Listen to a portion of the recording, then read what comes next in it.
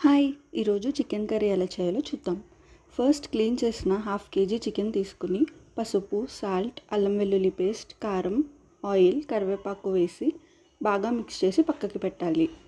Next ఒక కడాయిలో కొంచెం ధనియాలు, బ్లాక్ పెప్పర్, జీరా, స్టార్ ఎనైస్, జావిత్రి, ఇలైచి, లవంగాలు, కొద్దిగా దాల్చిన చెక్క, స్టోన్ ఫ్లవర్ వేసి ఒక 2 మినిట్స్ లో ఫ్లేమ్లో ఫ్రై చేయాలి. ఇప్పుడు అదే కడాయిలో కొద్దిగా ఆయిల్ వేసి కట్ చేసిన ఆనియన్స్ని ఫ్రై చేయాలి. కొంచెం జీడిపప్పు, టొమాటో కూడా యాడ్ చేసి మగ్గించండి.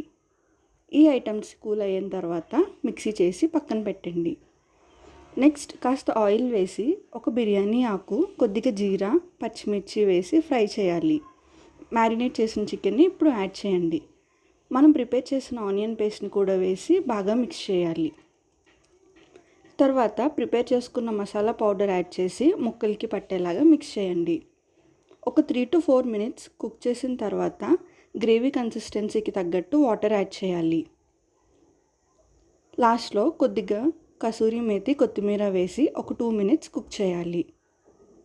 యమ్మీ చికెన్ గ్రేవీ రెడీ.